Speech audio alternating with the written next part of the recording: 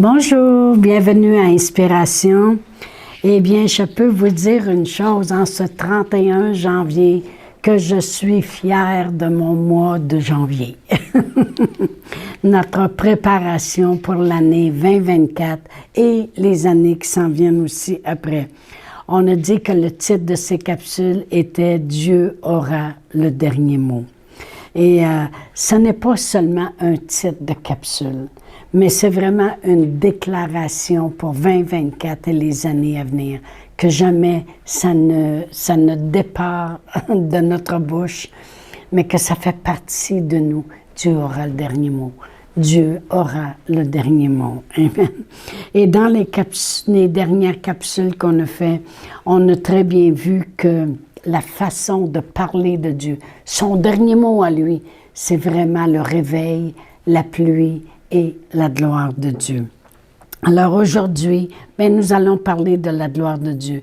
Ce qui donne gloire à Dieu, ce sont les œuvres de son Fils manifestées sur la terre. Ça, c'est qu'est-ce qui donne gloire à Dieu. Ça, c'est la gloire de Dieu. De voir qu'il a vraiment bien fait. Son plan était parfait d'envoyer son Fils, puis il savait qu'il pouvait mettre toute sa confiance en lui, parce qu'il savait qu'il accomplirait à la perfection ce que Dieu voulait pour nous. Ça a donné gloire à Dieu. De voir que ses œuvres maintenant se manifestent sur la terre, ça donne gloire à Dieu. Et lorsqu'on regarde dans la parole de Dieu, quand est-ce qu'on peut voir que le monde glorifiait Dieu? Bien, ce qu'on va voir, c'est vraiment dans la parole, c'est que lorsque les guérisons et les miracles s'accomplissaient, là, ça donnait gloire à Dieu. On va aller à Matthieu 9, puis je vais lire du verset 6 à 8. Ça dit, le Matthieu 9, ça parle de guérison, et ça dit, « Lève-toi, dit-il au paralytique », parce que ça parle de la guérison du paralytique. « Prends ton lit et va dans ta maison. » Il se leva et s'en alla dans sa maison. Quand la foule vit cela, elle fut saisie de crainte et elle glorifia Dieu qui a donné aux hommes un tel pouvoir. Voyez-vous, la guérison d'un paralytique est ce qui a fait que les hommes donnaient gloire à Dieu. Dans Matthieu 15, le verset 30 et 31, c'est un des miracles, lorsque les miracles se passaient. Alors Jésus s'approcha de lui une grande foule. Alors s'approcha de lui une grande foule, ayant avec elle des boiteux, des aveugles, des muets, des estropiés et beaucoup d'autres malades. On les mit à ses pieds et il les guérit.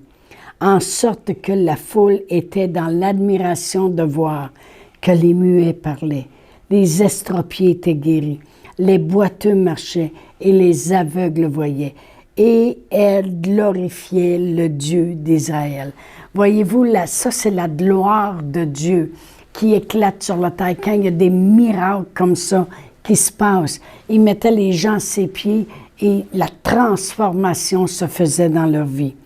Dans Luc 7, là, c'est le jeune homme qui est mort. Et au verset, vous pouvez lire dans votre Bible du verset 14 à 16, mais le verset 16, il dit, « Jeune homme, je te le dis, lève-toi. » Et le mort s'assit et se mit à parler. Jésus le rendit à sa mère. Tous furent saisis de crainte et ils glorifiaient Dieu, disant, « Un grand prophète apparu parmi nous, Dieu a visité son peuple. » Voyez-vous, ce qui donne gloire à Dieu, c'est quand sa gloire éclate par des miracles, des signes et des prodiges. Là, on voit vraiment la gloire de Dieu. J'ai marqué les miracles, les signes et les prodiges sont ce qui donne gloire à Dieu. Et ça démontre toujours l'amour de Dieu, la grandeur de Dieu, la volonté de Dieu, la puissance de Dieu. Tout ce qu'il a voulu que son Fils accomplisse pour nous à la croix. Les miracles, l'accomplissement des miracles, c'est ce qui est la gloire de Dieu. Ça, c'est la gloire de Dieu. C'est waouh, waouh, waouh, waouh, waouh.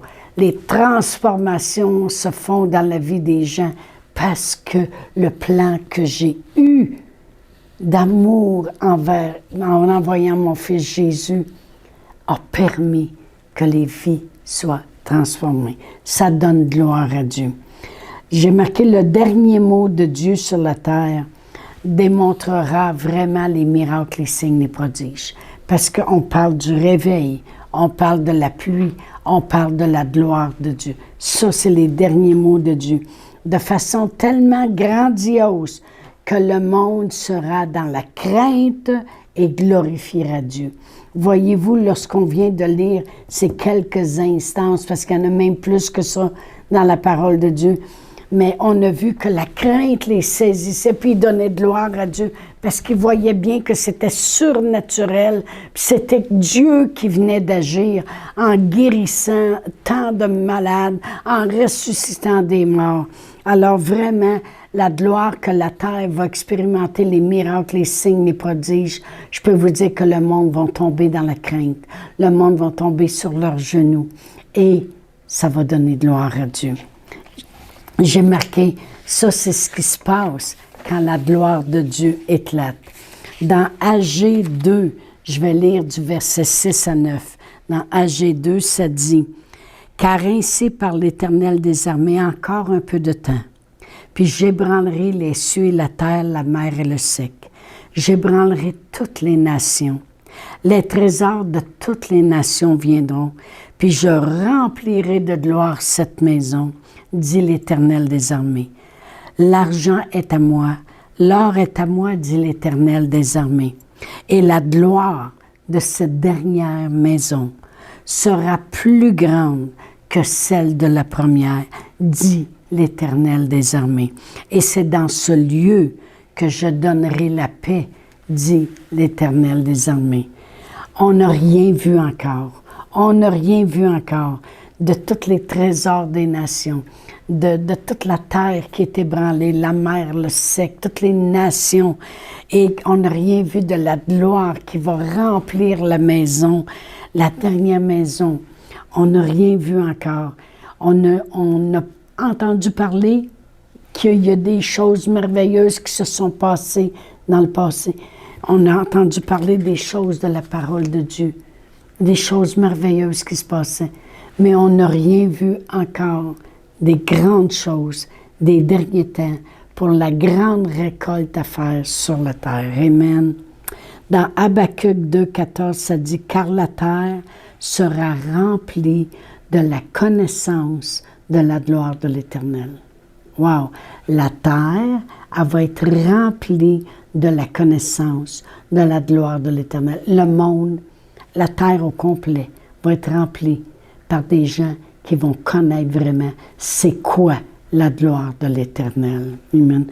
Puis ça dit, comme le fond de la mer par les eaux qui la couvrent. Ça dit, car la terre sera remplie de la connaissance de l'Éternel. De quelle manière? Comme le fond de la mer par les eaux qui la couvrent. Ça veut dire que combien de vous savez qu'il y a des bateaux qui ont coulé en mer, puis c'est tellement profond qu'ils ne peuvent même pas y aller. Même ça disparaît.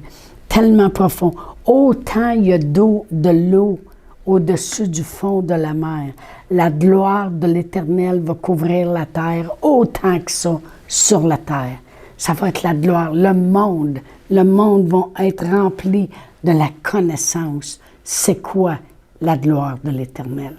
Oh, on veut la vivre. Merci Seigneur. Dans Ésaïe 40, verset 5, j'aime beaucoup ce verset-là. Vous allez voir pourquoi. Ça dit, « Alors la gloire de l'Éternel sera révélée, et au même instant, toute chair la verra. » Tout le monde va le voir. Tout le monde, toute chair va voir la gloire de l'Éternel, car la bouche de l'Éternel a parlé.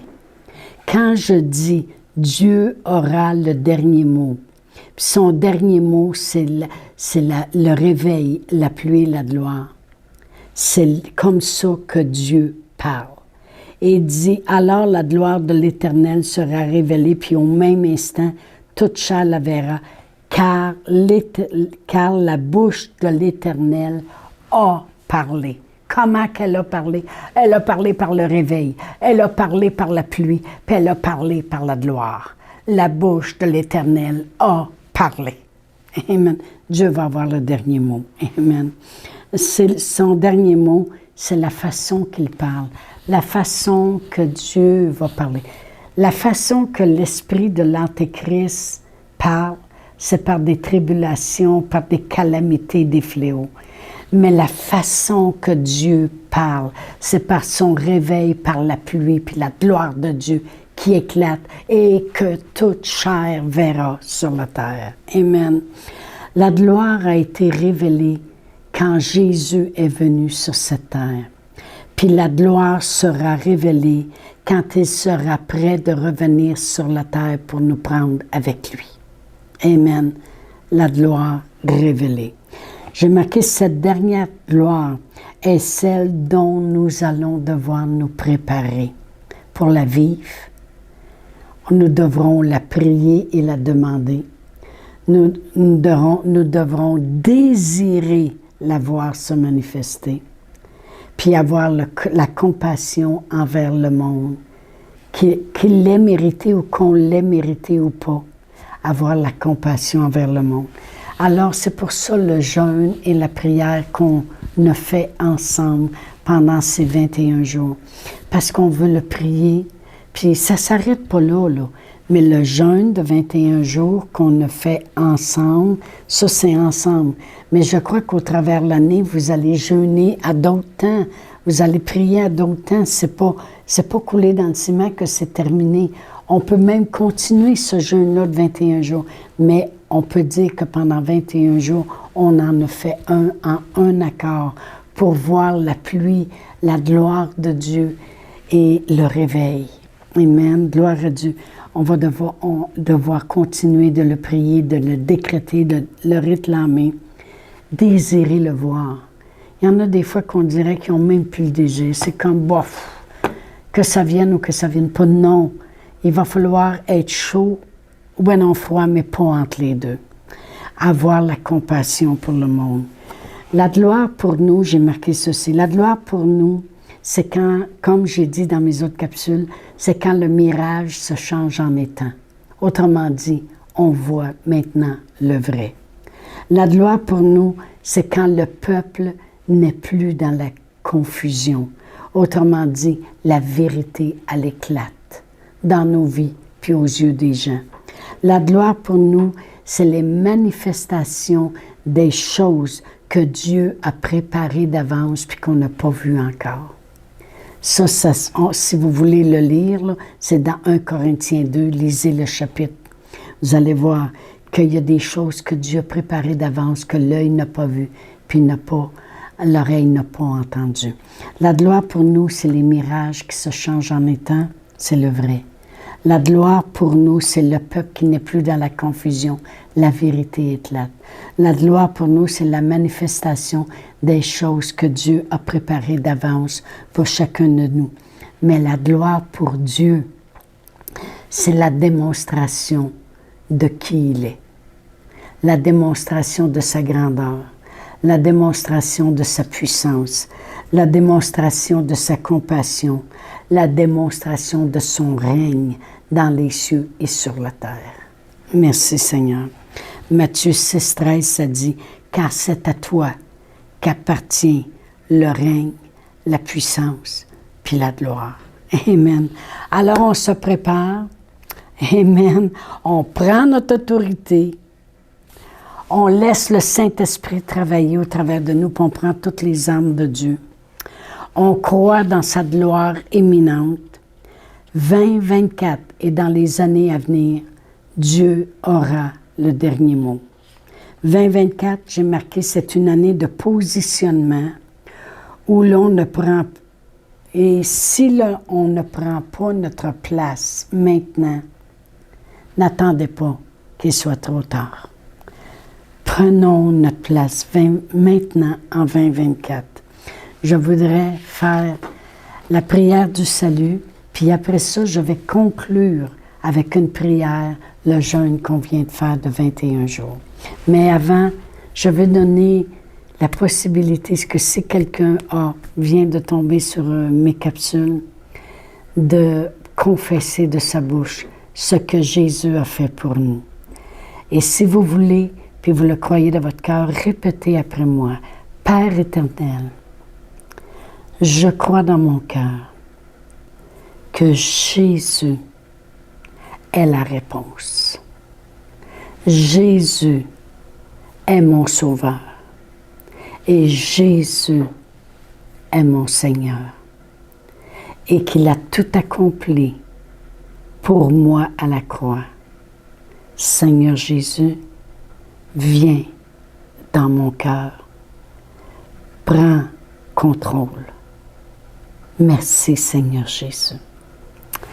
Alors, notre jeûne de 21 jours se termine. Je parle du jeûne qu'on a fait en accord, ensemble, en unité, comme corps de Christ. Et je voudrais le conclure puis remercier le Seigneur pour tout ce qu'il a fait et va continuer de faire, parce qu'on commence à voir les grandes choses. Alors, Père éternel, on te remercie et on te glorifie. Merci pour le peu de connaissances qu'on a, mais suffisamment assez pour savoir dans quel temps nous vivons. Merci pour ton réveil. Merci d'avance pour les pluies de rafraîchissement. Merci d'avance pour ta gloire qui éclate sur la terre. La gloire qui nous glorifie, qui te glorifie, Seigneur. Merci pour les miracles, les signes, les prodiges. Merci de nous conduire. Merci pour les pluies qui vont faire gonfler les rivières dans nos vies, qui vont nous nettoyer et qui vont nous rafraîchir et faire germer.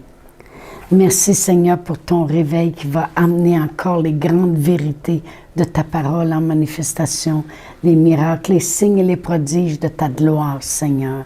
Et Père éternel, on te glorifie d'avoir le dernier mot dans nos vies, dans nos familles, dans le corps de Christ, dans l'Église, dans tout notre entourage. On te glorifie, Seigneur, au nom de Jésus. Amen. Alors, je vous dis à la semaine prochaine, soyez bénis. Chantal Paulus est avec vous tous les jours du lundi au vendredi sur Facebook et YouTube. Vous pouvez écrire à Chantal en privé sur Messenger. Si vous avez manqué une capsule, retrouvez-la sur la section vidéo de Facebook ou sur YouTube si vous désirez faire un don par Interac. Voici l'adresse courriel capsule.inspiration au pluriel @gmail.com. Le mot de passe est inspiration au pluriel. Vous pouvez aussi faire un don par www.eslr.org/dons.